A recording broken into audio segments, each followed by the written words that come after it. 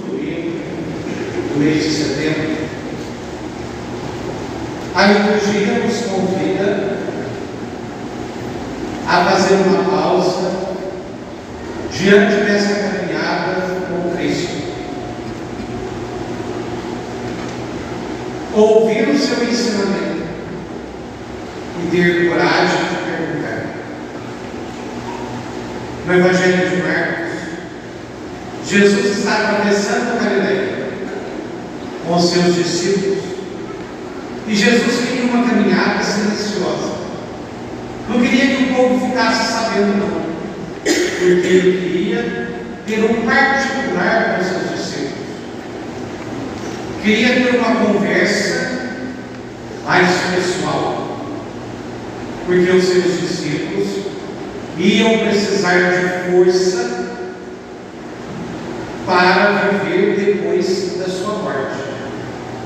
E Jesus, então, ao longo da caminhada, vai explicando que ele vai ser entregue na mão dos homens, que ele vai ser morto, mas que ele vai ressuscitar. Os discípulos não entendiam isso. Como é que o Mestre vai ser morto? Como é que o Messias, o esperado, agora vai sofrer desse jeito? Se ele é o Filho de Deus, como é que Deus vai permitir que isso aconteça? Eles não compreendiam, mas o evangelista fala o seguinte: eles não compreendiam as palavras e tinham medo de perguntar. Muitas vezes a gente tem medo de perguntar. E a gente tem medo de perguntar. Tem muita coisa que a gente não entende. Talvez só vai ter resposta na eternidade. Mas, de certa forma, é assim que os discípulos viviam. A realidade da morte, da destruição. Isso é impossível. Não, é possível sim. Isso vai acontecer e pode acontecer. Mas quando eles chegam, depois de Jesus explicar tudo, Jesus pergunta: o que vocês estavam discutindo pelo caminho? Ninguém respondeu nada. Nem Pedro, que é sempre o oculto da história, que sempre responde em nome dos outros, Pedro tadinho, não falou nada. Por que eles tiveram vergonha de falar para Jesus o que eles estavam conversando? Porque enquanto Jesus estava falando que ele, o Mestre, ia morrer, ia ser entregue nas mãos dos homens, o que os discípulos estavam discutindo? Quem no meio deles seria o maior diante de Jesus? Quem de nós será o mais importante? Quem de nós será que vai ser o chefe daquelas coisas? Para Jesus isso é uma decepção. E então Jesus chega em casa, vai falar para eles: senta. Quem quiser ser o primeiro, seja o último. Quem quiser ser o maior, seja o menor. E pega uma criança, coloca a criança no meio deles e vai dizer: quem acolhe em meu nome uma dessas crianças, é a mim que estará acolhendo. Ah, que beleza aquele pai! Botou as crianças tudo no altar, fez o que Jesus falou. Jesus não está falando disso. Essa comida é bonita e deve acontecer. Mas é muito mais que isso. Acolher uma criança não é simplesmente botar uma criança dentro de casa. Se você pega a criança, ela pergunta, ela quer saber. Tem curiosidade, pergunta. Fica atento também à resposta. Uma criança criança de 7 anos, você vê de 8, leva ela para tomar sorvete e fala: ó, a mãe falou que não era para te dar sorvete, você não vai jogar. Não conta com a mãe, porque eu te dei sorvete. É a mesma coisa de falar, para você chegar, você fala: mãe, paga de aula e deu sorvete. É a mesma coisa. Vai contar, não vai mentir. E se ele não contar na hora, dá um jeitinho de conta. E quando uma criança começa a esconder do pai e da mãe, os pais já percebem que tem algo sério, algum problema, que precisa ser trabalhado. Porque o normal é a criança contar tudo. Confia no pai e na mãe. O outro pode ter sido até bonzinho de dar o sorvete que eu tanto queria, mas quem cuida de mim é meu pai e minha mãe. Isso é bonito, isso mostra que a criança está saudável na convivência dela. Diante das coisas de Deus, é preciso acolher como uma criança que questiona, que pergunta e quer conhecer tudo, mas ao mesmo tempo uma criança que se abandona, que precisa do pai e da mãe. Porque uma criança precisa do amor para proteger, para alimentar, para dar condições que ela sobreviveu. Uma criança não vive, não sobrevive sem nenhuma ajuda, sozinha. E o reino de Deus tem que ser buscado assim. Esse é o poder que o Cristo dá. E enquanto estamos a caminho, que poder que a gente tem? De vida eterna? De viver para sempre? De querer ter resposta para tudo? Por que num fato como esse, dessa morte do seminarista, a gente cala e se entristece? E não tem resposta. Você dá a explicação que está vazia do mesmo jeito.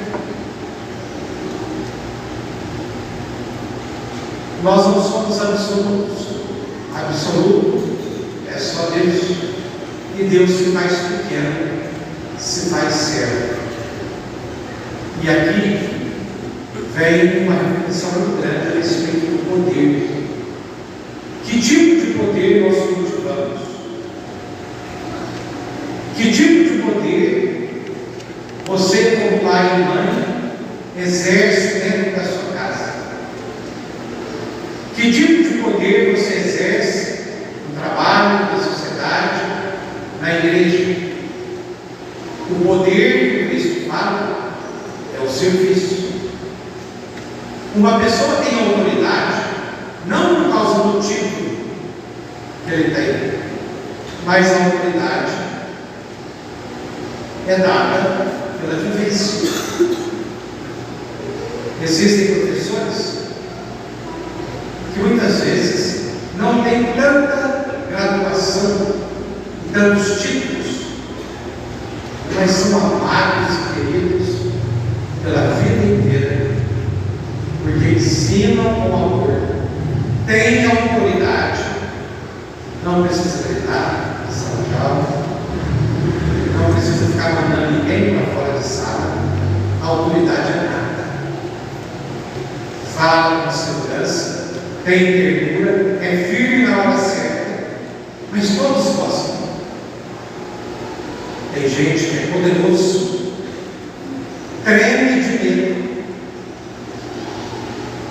da pessoa, mas a pessoa é odiada. Se ela morre, a gente fala: graças a Deus. É insuportável. Tem todos os títulos, mas não sabe nem receber o paciente no consultório. Não sabe ensinar, sabe demais da coisa, mas não consegue ensinar de jeito nenhum na sala de aula da tragédia. Que autoridade nós temos e que autoridade nós buscamos? E para quem também a gente dá autoridade? A autoridade do reino de Deus é serviço, é entrega. Dentro da igreja, quando alguém assume uma pastoral, a coordenação de uma comunidade, mas se acha a última bolacha do pacote, meu Deus do céu, ninguém se importa com isso.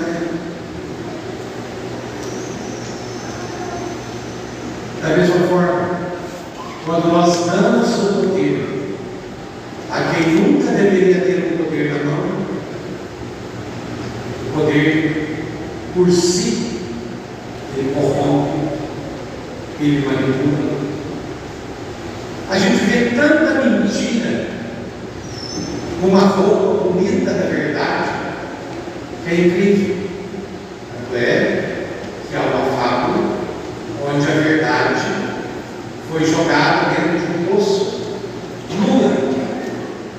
Então ela não podia sair porque tinha vergonha. A verdade estava sem roupa, mas a mentira pegou a roupa da verdade e saiu pelo mundo, enquanto a verdade estava lá escondida dentro da cisterna, porque ela estava nua. Por isso que a gente fala que muitas vezes a verdade assusta, porque a verdade está nua.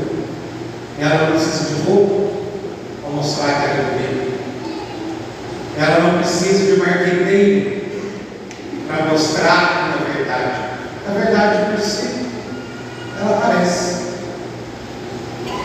E quanta mentira muitas vezes nós compramos e levamos como se fosse uma grande verdade para a vida toda.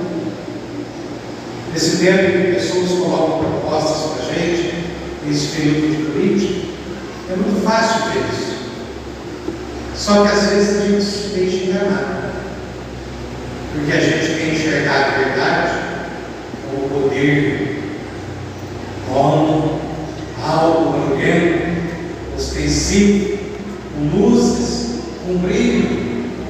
E muitas vezes a verdade está quietinha dentro do poço, porque ela está com vergonha de sair. As pessoas não querem enxergar a beleza da verdade, não querem enxergar o seu corpo que está nu. A verdade está nua.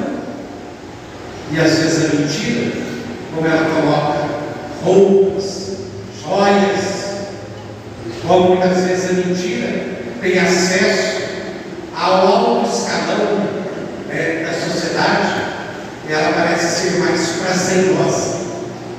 A mentira sempre é mais prazerosa para quem vive no erro e para quem vive às cegas e para quem tem vergonha de perguntar, de contar para Jesus o que ele estava conversando no caminho.